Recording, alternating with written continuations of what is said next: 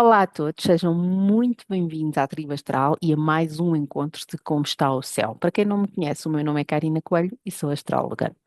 Nós hoje vamos, uma vez mais, olhar para o céu e descodificar aquilo que o mês de março nos traz. Quem acompanha o canal não ficou seguramente surpreendido com a quantidade de acontecimentos duros e críticos que marcaram o mês de fevereiro, isto um pouco todo o mundo.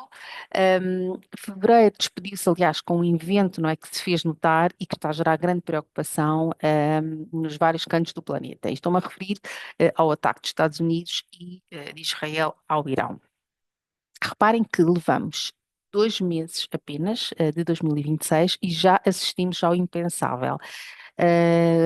Começámos o ano com a captura de Nicolás Maduro, não é, pelas autoridades norte-americanas, num episódio que provocou ou está a provocar uma reconfiguração do poder na Venezuela.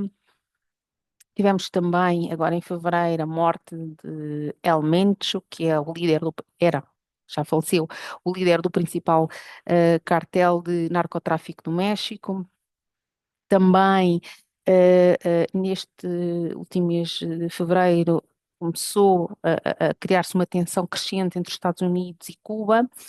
E na despedida, de fevereiro, tivemos o ataque ao Irão e a morte do líder teocrático Ayatollah Ali Khamenei. Mas não ficámos por aqui. Assistimos também à detenção do príncipe André de Inglaterra, não é, pela polícia do Reino Unido, isto no âmbito das investigações relacionadas com o caso Epstein, expondo a queda e a vulnerabilidade de uma figura, não é, outrora protegida pelo estatuto institucional. No plano económico e político, também vimos igualmente um forte abalo sofrido por Donald Trump, não é? Na sequência das medidas relacionadas com a política de taxas, não é? Que vai ter que voltar atrás. E isto, obviamente, traz também repercussões relevantes nos mercados e também no seu próprio posicionamento estratégico. E tal como eu tinha referido nos nossos encontros anteriores, a exposição e a queda de figuras públicas, de poder e de autoridade manifestou-se de forma clara, não é? Confirmando aquilo que as configurações celestes já vinham a anunciar. Portanto, nós estamos sem dúvida perante, e tal, como eu já tinha referido, né, em outros encontros, estamos perante um início de um ano muito intenso, que, como eu referi, foi marcado por capturas, quedas, posições, rupturas e decisões de grande impacto. E, portanto, estamos aqui a falar de acontecimentos que refletem de forma inequívoca a complexidade das dinâmicas astrológicas que temos vindo a analisar. E é neste contexto que entramos no mês de março. Então vamos lá. No dia 2 de março, vamos ter um ingresso de Marte em Peixes. Como sabem, Marte é por natureza um planeta associado ao fogo, não é? Portanto, à ação, à iniciativa, à afirmação direta e quando ingressa num signo de água como Peixes, não se encontra num território confortável, não é? Para expressar a sua natureza de forma clara e objetiva. Se quiserem uma imagem simples, representa isto, tentem acender um fósforo dentro da água, não é? Portanto, não há chama possível neste contexto. Com Marte em Peixes, o planeta, portanto, da ação, perde direção e perde consistência, portanto, a energia deixa de ser frontal e estratégica e pode tornar-se difusa, pouco objetiva e reativa aos estados emocionais, não é? Portanto, a falar do signo de Peixe. Portanto, em vez de uma iniciativa clara, não é? Podemos ter evasão, dispersão ou atitudes motivadas por sensibilidades internas. Até meados de abril, portanto, Marte vai permanecer em Peixe, o que significa que teremos cerca de 2 meses sobre esta influência.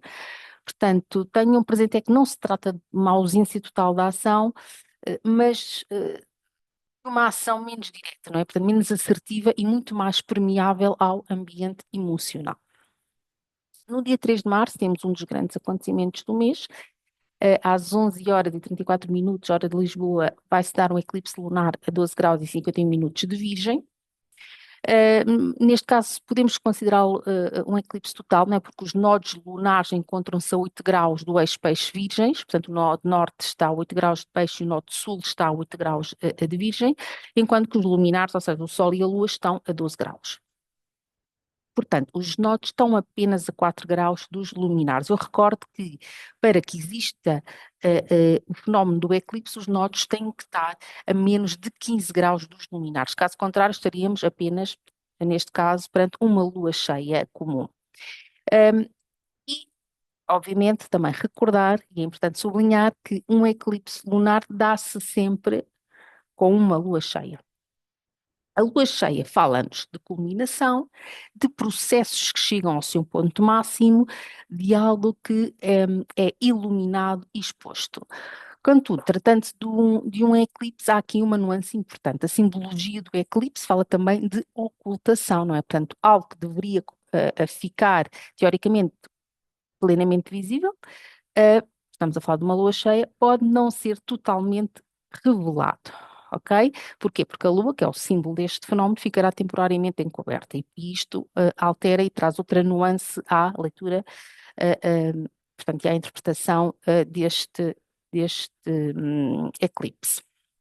Então, este eclipse ocorre no signo Virgem, não é? Como eu vos disse. Porquê? Porque é onde está a Lua, mas afeta naturalmente todo o eixo Virgem-Peixes.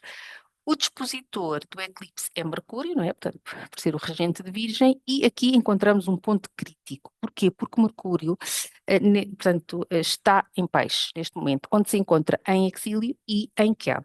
E além disso está também retrógrado e combusto. Portanto, temos aqui um planeta fragilizado com dificuldade em operar com clareza, com discernimento e com objetividade. Portanto, isto é um claro indicador de possível confusão mental, falta de estratégia e dificuldade em estruturar decisões de forma prática e eficaz.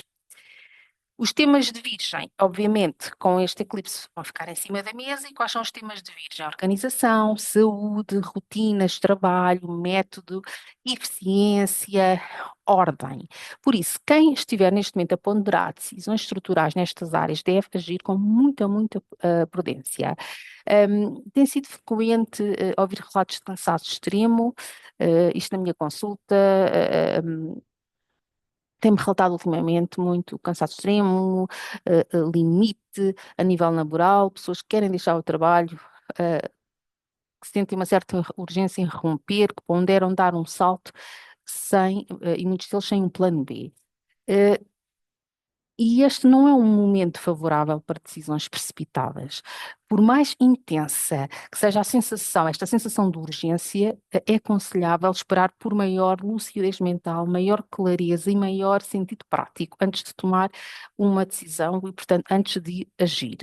Contudo, relativamente aqui à configuração deste eclipse, há um aspecto que introduz aqui uma nota de esperança, eu diria, que é o Sol forma um trígono aplicativo a Júpiter que está retrógrado em Caranguejo. Portanto, estamos aqui perante um trígono entre dois benéficos naturais, não é? Portanto, com o Júpiter exaltado em Caranguejo, ainda que retrógrado, portanto, ele mantém a dignidade essencial.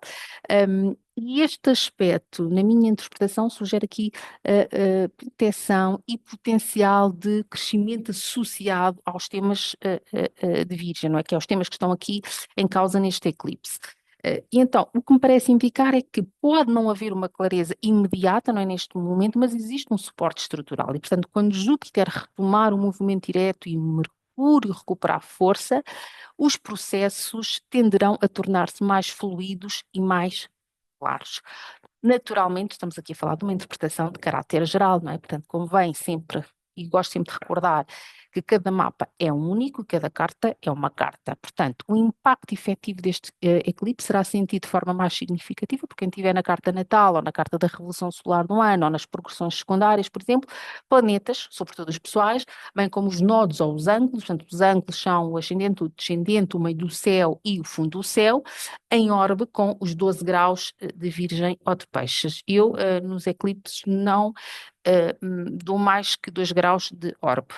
Sei que há astrólogos que vão até aos 5 graus, a mim parece-me muito, mas eu não dou mais de 2 graus. Também devem ser igualmente consideradas as oposições e quadraturas a este grau, ou seja, ativações em torno dos 12 graus de Gêmeos e Sagitário, não é? Porquê? Porque formam aspecto tenso, não é? Ao eixo que é eclipsado. E no dia, logo no dia 5 de março, né, o Sol então forma o trígono exato a Júpiter, portanto, desde os 15 graus de Peixes. Portanto, aqui neste dia, portanto, vai ser um dia provavelmente que nos traz um sentimento mais otimista, não é? E mais confiante, como de certa forma o céu devolvesse aqui uma esperança num momento ainda marcado pela confusão do eclipse. E passamos ao dia 6 de março, no momento em que Vênus deixa o signo de Peixes e ingressa em Carneiro. Portanto, ao entrar em Carneiro, Vênus ativa o grau zero, não é? Que é um grau que está sensível, não é? Porque no passado dia 20 de fevereiro ocorreu a conjunção Saturno-Neptuno, isto significa que volta a tocar num ponto já fragilizado e estruturalmente relevante do céu. Vênus em Carneiro não se encontra bem, encontra-se em exílio, não é por isso um território confortável para um planeta que simboliza a diplomacia, o equilíbrio, os consensos, a prosperidade, a harmonia, portanto, e o prazer. Carneiro é uma energia nos fala de impulsividade, portanto, Carneiro é direto, é combativo, e Vênus é conciliadora, não é? Portanto, a natureza do signo não favorece, então, a sua expressão de forma harmoniosa. E além disso, durante a sua passagem por Carneiro, não é que se prolonga praticamente durante todo o mês de março, ingressando em Touro apenas no penúltimo dia do mês, Vênus encontrará ainda pelo caminho, logo a seguir Neptuno, depois Saturno, e ainda vai formar um sextil a Plutão. Portanto, isto a mim o que me parece indicar é que os temas venusianos, portanto, as relações, os acordos, a diplomacia, a economia, os valores estarão sob pressão, com muita exigência e possível desilusão. A nível mundano, como o contexto internacional está marcado por uma tensão crescente, eu não me parece que Vênus em Carneiro tenha força suficiente para impor harmonia ou colaborar de alguma forma para a pacificação. Eu creio que pode haver, obviamente, tentativas de negociação, mas dificilmente serão suaves, não é? O tom tende a ser mais assertivo, mais defensivo e menos conciliador. E no dia 7 de março, não é? Vênus faz a conjunção partil a Neptuno a um grau de Carneiro e unindo aqui o planeta, então, dos valores e das relações ao planeta da ilusão e da dissolução. Portanto, em Carneiro, isto pode traduzir-se neste dia em idealizações e promessas impulsivas, movidas mais pelo entusiasmo do momento do que por realismo. E avançamos para o dia 8 de março, não é? Como eu já tinha dito antes, logo a seguir, portanto, da conjunção exata com o Neptuno, Vênus faz uma conjunção exata a Saturno, não é? Que está a 2 graus de Carneiro, nesse dia, trazendo aqui um tom mais frio, mais exigente, mais restritivo ao tema das relações, dos acordes, não é? Ou seja, depois da idealização com o Neptuno, Saturno é como se impusesse a realidade, os limites, e pode aqui acentuar sentimentos de solidão, distanciamento e inclusivamente de ruptura. Avançamos para o dia 9 de março, em que Mercúrio vai formar um trígono a Júpiter a partir dos 15 graus de Peixe. Portanto, trazer aqui uma maior abertura mental, não é? E uma visão mais ampla das situações, contudo, quer dizer, há aqui um risco de excesso de confiança, ou de uma fé exagerada, ou até de excessos emocionais, não é? Porque Mercúrio está fragilizado em peixes e ao conectar-se com Júpiter, Júpiter tende a ampliar o entusiasmo e também, ou também a sensibilidade, mais do que o discernimento e o rigor. Portanto, atenção a isto também. No dia 10 de março, Vênus vai formar o tal sextil que eu vos tinha referido a Plutão, a partir dos 4 graus de Carneiro, e tal como vos tinha dito, não é? E este aspecto pode, de alguma forma, intensificar emoções, não é? As emoções e também as relações, não é? Trazendo aqui, por um lado, o magnetismo e um desejo de transformação, não é? Que é muitas temáticas de Plutão, mas também jogos de poder mais subtis nos temas venusianos. E chegamos ao dia 11 de março, dia em que Júpiter retoma o movimento direto, não é? Iniciando aqui essa última passagem, pelo que resta do signo de Caranguejo, antes de ingressar em Leão, já no mês de junho. Com o regresso ao movimento direto, Júpiter volta a estar plenamente operacional, não é? Podendo expressar de forma mais clara a sua natureza benéfica. Em Caranguejo, signo da sua exaltação, portanto, tende a manifestar proteção, crescimento e expansão com maior consistência. Portanto, quem tiver planetas ou ângulos importantes entre os 15 graus e os 29 graus e 59 minutos de Caranguejo, poderá sentir de forma mais evidente esta influência. De qualquer das formas, beneficia igualmente quem tiver pontos relevantes também nestes graus dos signos de Peixes e Escorpião por trígono. Hum, Esta é uma fase em que o crescimento, não é, tende-se a tornar mais visível, mais estruturado e mais sustentado. Por isso, quem tenha planetas ou ângulos nestes graus, aproveite o que Júpiter ainda tem para oferecer antes de entrar no signo de Leão. E avançamos para o dia 15 de março, o momento em que Mercúrio faz uma conjunção a Marte a 10 graus de Peixes. Este é um dia que exige atenção à comunicação, atenção às ações potencialmente reativas, pois a impulsividade emocional pode sobrepor-se ao discernimento e levar a respostas precipitadas. Como a mente e a ação, não é, no fundo, se fundem neste aspecto, o risco, no fundo, está em dizer ou fazer algo no calor do momento que depois seja difícil de clarificar ou corrigir. E chegamos ao dia 19 de março, o momento em que temos a lua nova a 28 graus de Peixes. O primeiro ponto importante a referir é que com esta lunação fica encerrada a primeira temporada de eclipses de 2026. Portanto, há aqui um fecho de ciclo e uma mudança de tonalidade energética. Tendo uma lua nova em Peixes, o seu dispositor é Júpiter, que neste, nesta alunação já está direto e, obviamente, exaltado em Caranguejo, que é o signo onde está. Este é um fator relevante. Porquê? Porque o regente da alunação está forte e plenamente operacional. Júpiter, nesta alunação, forma uma quadratura partila-Vênus, embora se trate de dois benéficos, não é? Como sabem, portanto, Júpiter é o grande benéfico e Vênus o pequeno benéfico, segundo a tradição, a quadratura, que é o aspecto que eles vão fazer, pode aqui traduzir-se em exagero, excesso de confiança ou otimismo, e, portanto, convém ter isto em conta. Portanto, é um aspecto negativo no sentido clássico, mas pode ampliar as expectativas. Um ponto particularmente relevante nesta lua nova é o facto de Marte se encontrar a 12 graus de Peixe. Porquê? Porque este é o grau exato do eixo onde ocorreu o eclipse de 3 de março. Marte, para quem não sabe, é um planeta ativador e o facto de estar agora a tocar diretamente o grau exato do eclipse indica aqui uma dinamização dos temas que ficaram em suspenso com o eclipse, não é? Portanto, se o eclipse trouxe confusão ou ocultação, Marte agora pode trazer ação e movimento ainda com carga emocional, não é? Porque estamos a falar de que Marte está sobre o efeito da energia de peixes. Além disso, o Sol e a Lua forma um sextil a Urano.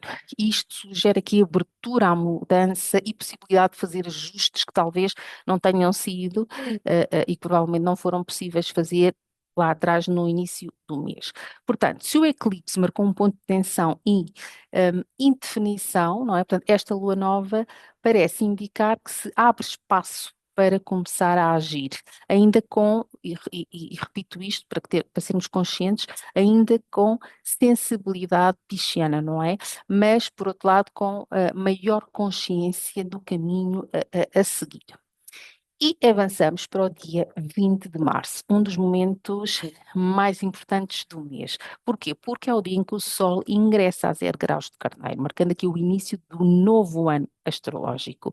Este ingresso coincide com o equinócio da primavera, não é? No hemisfério norte, e com o equinócio de outono no hemisfério sul, não é? E, portanto, isto é um verdadeiro ponto de viragem energética, como também já tive a oportunidade de falar muitas vezes em encontros anteriores.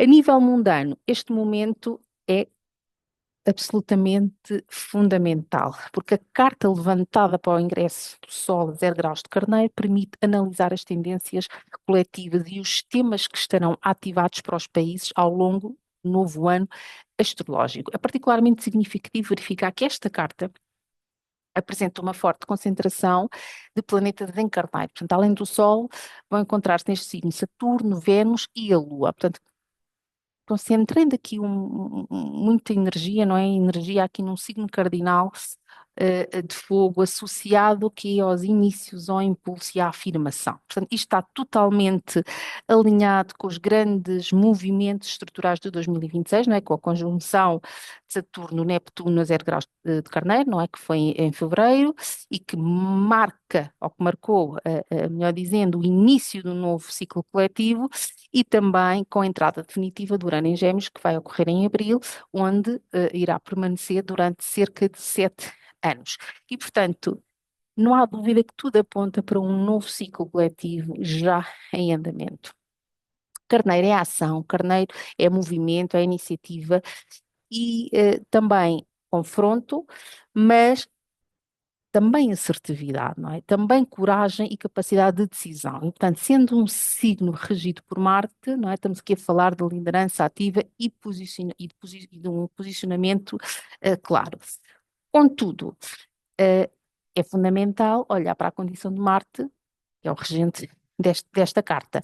E Marte encontra-se em Peixes, a formar um trígono a Júpiter exaltado em Caranguejo. Isto a nível mundano sugere que muitas das tensões e dos inícios que a energia ariana quer promover estão intimamente ligados ao sentir coletivo e à emoção social. Marte em Peixes acha movido por um clima, pelo clima emocional, né? Pelas emoções, por o idealismo, ou também por reação aos estados coletivos emocionais. E Júpiter em Caranguejo eh, acrescenta aqui também os temas de proteção de identidade, da segurança e do território, não é? Tudo isto faz sentido com aquilo que já estamos a observar. Um, e, portanto, o trígono entre ambos, não é? Entre Marte e Júpiter, indicam que estas ações vão encontrar legitimidade emocional e também apoio social. Portanto, estamos a falar de um ano, não é, que fala de ações e intervenções que podem iniciar sob o efeito de idealismo, não é, ou de uma forte mobilização emocional coletiva, contudo, estando Marte em peixes, não é, nesta carta de zero, do ingresso do Sol em 0 graus de Carneiro, a execução de Marte pode não ser totalmente clara ou estratégica, não é? Portanto, o que vai provavelmente exigir ajustes ao longo do ano, portanto, ao longo, melhor dizendo, do processo.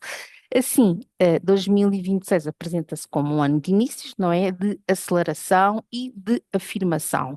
Portanto, pode haver e vai haver tensão e confronto, mas também haverá determinação e capacidade de agir, ainda que muitas das decisões sejam impulsionadas, como eu referi há pouco, por estados emocionais coletivos. Outro dado muito relevante desta carta é o facto de todos os planetas estarem em movimento direto, inclusivamente Mercúrio retoma o movimento direto neste dia, portanto, no dia 20 de março. Portanto, isto o que é que sugere? Sugere velocidade e dinamismo. Portanto, os acontecimentos vão tender a desenrolar-se com rapidez, com menos bloqueios e com menos retrocessos. Portanto, será um ano intenso, como já apontava com outros eventos, não é, que tínhamos falado, que já aconteceram, mas esta carta do novo ano astrológico reforça uma vez mais que será um ano intenso, difícil de acompanhar, mas claramente orientado para a ação e um novo início a nível coletivo. Também esta carta, há aqui também um ponto que merece aqui alguma prudência e que também me preocupa, porque estamos a falar de uma carta muito marcada por Carneiro e com Vênus neste signo e em exílio. E, como eu já tinha referido também antes, isto significa que a diplomacia e a capacidade de consenso durante o próximo ano, portanto, ou seja, a partir deste novo ano astrológico, estão muito limitadas. Portanto, em suma, estamos perante um ano fortemente marcado pela energia marciana, com tudo o que isso implica, confronto, mobilização emocional, não é? Mas também coragem, iniciativa e capacidade de afirmar uma nova direção coletiva. Eu, de qualquer das formas, para ser mais fácil visualizar tudo isto que eu estou a falar desta carta do novo ano astrológico, eu vou partilhar nos próximos dias no Instagram. Portanto, a carta do ingresso, então, do Sol a 0 graus de Carneiro, para que possam ver, então, com mais detalhe tudo isto que acabei de comentar. E seguimos para o dia 22 de março, dia em que Marte faz o tal trino, não é? Exato, a Júpiter, que eu vos falei, e neste dia, portanto, provavelmente isto vai favorecer um avanço e maior confiança para tomar decisões, mas com um grande risco que as ações sejam guiadas, como eu já referi também, pela emoção, mais pela emoção do que pela estratégia. Ainda neste mesmo dia, o Sol em conjunção faz uma conjunção a Neptuno a 1 grau de Carneiro, o que traz idealismo, ou pode trazer inspiração, mas também falta de clareza quanto às intenções relativamente aos resultados. Eu diria que este é um dia para hum, estarmos serenos, porque podemos sentir-nos confiantes e inspirados, mas isto não significa que haja lucidez suficiente para decisões importantes. É prudente observar, refletir e evitar passos definitivos, porque a percepção pode estar mais influenciada pelo entusiasmo do momento do que por uma visão objetiva. No dia 25 de março, o Sol faz uma conjunção exata a Saturno, não é? Exigindo aqui responsabilidade e realismo, e logo a seguir forma um sextil a Plutão, não é? E isto pode indicar aqui de alguma forma que se vão consolidar posições e agir com maior firmeza. E chegamos ao dia 30 de março, momento em que Vênus ingressa em Touro, um dos signos onde está em domicílio, portanto, e isto promete trazer algum alívio e maior estabilidade durante o próximo mês, mas sobre isso já falaremos só em abril.